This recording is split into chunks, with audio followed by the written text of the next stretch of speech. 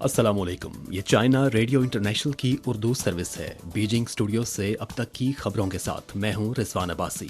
सबसे पहले अहम खबरों का खुलासा। चीनी सदर शी जिनपिंग का कांगो में शदीद बारिशों से होने वाले नुकसान पर कांगो के सदर तसीसी केडी के नाम हमदर्दी का पैगाम। चीन के रियासती काउंसलर और वजीर खारजा चिंग कॉन्ग की जर्मन चांसलर ओलाफ शॉल्ज से मुलाकात। G7 बैनुल-अक़वामी कवायद की खिलाफ वर्जी का नुमाइंदा है चीनी वजारत खारजा। और अब खबरें तफसील के साथ। 10 मई को चीनी सदर शी जिनपिंग ने शदीद बारिशों पर डेमोक्रेटिक रिपब्लिक ऑफ कॉन्गो के सदर तसीसी केडी के नाम हमदर्दी का पैगाम भेजा। उन्होंने कहा कि हालिया दिनों में कांगो शदीद बारिशों का शिकार हुआ, जिससे बहुत जानी और माली नुकसान हुआ। सदर शी ने कहा कि वो चीनी हुकूमत और चीनी अवाम की जानिब से हलाक शुदा अफराद के लवाहिकीन को ताज़ियत, ज़ख्मी होने वालों और बारिश ज़दा इलाकों में मुश्किलात के शिकार अवाम के नाम हमदर्दी का पैगाम भेजते हैं। उम्मीद है कि कांगो इन मुश्किलात से गुजर कर जल्द बहाली के कामों का आगाज़ करेगा। मकामी वक्त के मुताबिक 10 मई को जर्मन चांसलर ओलाफ शॉल्ज ने बर्लिन में चीन के रियासती काउंसलर और वजीर खारजा चिंग कॉन्ग से मुलाकात की। शॉल्ज ने कहा कि वो जर्मनी में जर्मन और चीनी हुकूमत की मुशावरत के 7वें दौर के मुंतज़र हैं। मेज़बान मुल्क की हैसियत से जर्मनी फ़ाल तौर पर तैयारी कर रहा है और मस्बत नताइज को यकीनी बनाने के लिए चीन के साथ काम करने के लिए तैयार है। एक कसीर कुतबी दुनिया के तनाजुर में हमें तमाम फरीकों के लिए बराबरी को बरकरार रखना चाहिए और मुश्तरका तौर पर आलमी अमन का तहफ़्फ़ुज़ करना चाहिए।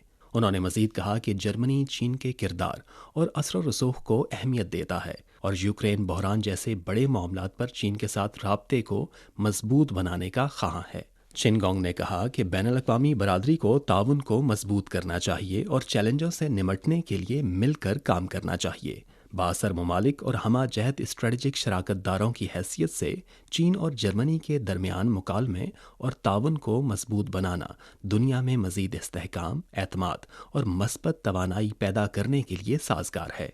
उन्होंने कहा कि यूक्रेन के मामले पर चीन का मौक़िफ़ क़याम अमन और बातचीत को फ़रोग़ देने का है।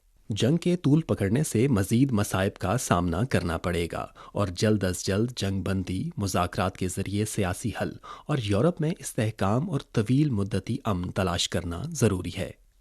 10 मई को चीन के रियासती काउंसलर और वज़ीर खारजा चिन कॉन्ग ने बर्लिन में पॉट्सडैम कॉन्फ्रेंस के मकाम का दौरा किया और तकरीर की। चिन कॉन्ग ने कहा कि 1945 में मुनक्किद होने वाली पॉट्सडैम कॉन्फ्रेंस ने दूसरी जंग अज़ीम के बाद बैनुल-अक़वामी नज़्म व नस्क कायम करने में अहम किरदार अदा किया और इजलास के बाद जारी पॉट्सडैम एलामिया ने काहिरा एलामिया की शिकों का इयादा किया कि ताइवान समेत चीनी इलाका जो जापान ने हथिया लिया, इसे चीन को वापस किया जाना चाहिए। ये फाशिज़म के ख़िलाफ़ आलमी जंग की एक बड़ी कामयाबी है। ये कामयाबी 3.5 करोड़ चीनी फ़ौजियों और शहरियों की जानों की कुर्बानी से हासिल की गई थी। चिनगोंग ने कहा कि आज अमरीका कवानीन पर मबनी बैनुल-अक़वामी निज़ाम को बरकरार रखने का दावा करता है, लेकिन इसने पॉट्सडैम एलामिया को पीछे छोड़ दिया है, जिसका मुसव्विदा अमरीका ने उस वक्त खुद तैयार किया था। आज अमरीका ताइवान की अलहदगी की सरगर्मियों और अलहदगी पसंदों की हिमायत कर रहा है। दूसरी जंग अज़ीम के बाद के बैनुल-अक़वामी निज़ाम और चीन के इक़्तिदार आला और इलाकाई सालमियत को कमज़ोर कर रहा है। चिनगोंग ने कहा कि जंग के बाद के बैनुल-अक़वामी निज़ाम को बरकरार रखना ज़रूरी है और चीन की कौमी वहदत को अमली जामा पहनाना लाजिम है। 10 मई को चीनी रियासती काउंसलर और वज़ीर खारजा चिन कॉन्ग ने पेरिस में फ्रांसीसी वज़ीर खारजा बियरबॉक के साथ चीन और फ्रांस के आला सतही अवामी तबादले के मैकेनिज़्म पर रहनुमा मुशावरत की। चिन कॉन्ग ने कहा कि फ़रीक़ैन को दोनों सरबराहान मुमलिकत के इत्तफ़ाक़ राय पर अमल दरामद करना चाहिए और अवामी तबादलों के आला सतही मैकेनिज़्म को बेहतर इस्तेमाल करना चाहिए ताकि दोनों ममालिक के अवाम के दरमियान तबादलों को मज़ीद गहरा और अवाम के दरमियान बाहमी तफ़हीम को बढ़ाया जा सके। ये तजवीज़ भी दी गई है कि दोनों फ़रीक खेलों, तालीम, ज़ुबान, साइंसी और तकनीकी तख्लीक़ात, सयाहत और दीगर शोबों में ताउन को फ़रोग़ देने पर तवज्जो मरकूज़ करें। चीन के वज़ीर ख़ारजा ने कहा कि चीन और फ्रांस की ज़िम्मेदारी है कि वो सकाफ़तों और तहज़ीबों के दरमियान बाहमी एहतराम को फ़रोग़ दें اور رکاوٹوں اور تعصبات کو ختم کریں۔ فرانسیسی وزیر خارجہ نے چین کی تجویز پر اتفاق کرتے ہوئے کہا کہ فرانس چین کے ساتھ اپنے عوامی تبادلوں کو بہت اہمیت دیتا ہے۔ فرانسیسی وزیر خارجہ بیئر باک کے ساتھ بات چیت کے دوران چین کانگ نے کہا کہ چین دونوں سربراہان مملکت کے درمیان طے پانے والے اہم اتفاق رائے پر عمل درآمد اور مختلف شعبوں میں تبادلوں اور تعاون کو تیز کرنے کے لیے فرانس کے ساتھ مل کر کام کرنے کا خواہاں ہے۔ چین نے ہمیشہ یورپ کو ایک جامع اسٹریٹجک پارٹنر کے طور پر دیکھا ہے اور یورپ کی اسٹریٹجک خود مختاری کو مضبوط بنانے کی حمایت کی ہے۔ انہوں نے یوکرین کے مسئلے پر چین کے موقف اور کوششوں کا تعارف کرواتے ہوئے اس بات پر زور دیا کہ چین بحران کے سیاسی تصفیے کو فروغ دینے کے لیے پرعزم ہے اور اس سلسلے میں تعمیری کردار ادا کرنے کے لیے تمام فریقوں کے ساتھ رابطہ برقرار رکھے ہوئے ہے۔ چین کی وزارت خارجہ کے ترجمان وانگ وین بین نے 11 تاریخ کو یومیہ پریس کانفرنس میں بین الاقوامی قواعد کے حوالے سے ایک سوال کا جواب دیتے ہوئے کہا کہ سب سے پہلے یہ واضح کرنا ضروری ہے کہ بین الاقوامی قواعد کیا ہیں۔ یہ عالمی برادری کی بھاری اکثریت کی جانب سے تسلیم شدہ اور اقوام متحدہ کے چارٹر کے مقاصد اور اصولوں پر مبنی بین الاقوامی تعلقات کے بنیادی اصول و ضوابط ہیں جن پر تمام ممالک کو عمل کرنا چاہیے۔ ترجمان نے کہا کہ G7 کا مطالبہ ہے کہ چین بین الاقوامی قواعد کی پاسداری کرے، لیکن وہ خود ان قواعد کی خلاف ورزی کا نمائندہ ہے۔ حالیہ برسوں میں امریکہ، یونیسکو اور پیرس معاہدے سمیت 17 بین الاقوامی تنظیموں یا معاہدوں سے دستبردار ہو چکا ہے۔ وہ اپنے G7 اتحادیوں کے ساتھ بھی سائبر کرائمز میں مصروف ہے۔ سفارتی دباؤ، معاشی جبر اور مسلح مداخلت کا استعمال کرتے ہوئے افغانستان، ایران، شام اور دیگر کمزور اور چھوٹے ممالک پر وحشیانہ حملے کر رہا ہے، جس کی وجہ سے کروڑوں بے گناہ شہری ہلاک یا پناہ گزین بن چکے ہیں۔ 11 مئی کو چین کے دورے پر آئے آسٹریلیا کے وزیر تجارت کا کہنا تھا کہ وہ چین کے لیے آسٹریلیا کی غیر محدود برآمدات کو مکمل طور پر دوبارہ شروع کرنے کی بھرپور وکالت کریں گے۔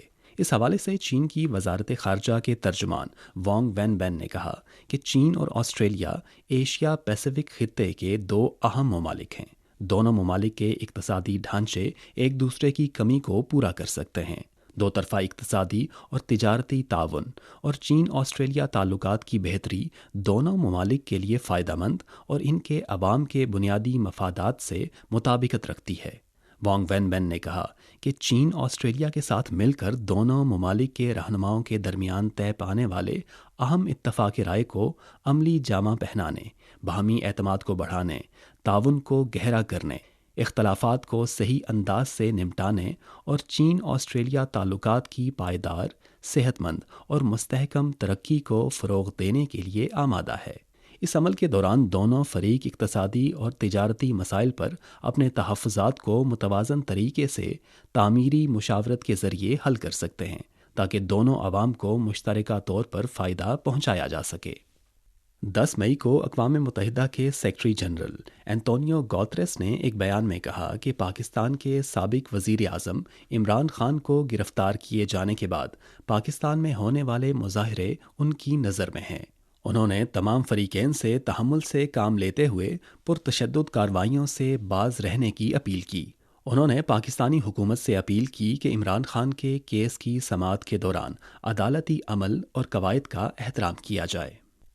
China manned space engineering office نے بتایا کہ بیجنگ کے وقت کے مطابق 10 مئی کی رات 9:22 پر تھیانچو 6 کارگو خلائی جہاز لے جانے والا لانگ مارچ 7 یاؤ 7 کیریئر راکٹ چین کی ون چانگ لانچنگ سائٹ سے کامیابی سے لانچ کیا گیا۔ تھیانچو 6 کارگو خلائی جہاز مقررہ مدار میں داخل ہونے کے بعد 11 مئی کی صبح 5:16 پر کامیابی کے ساتھ خلائی اسٹیشن سے منسلک ہو گیا۔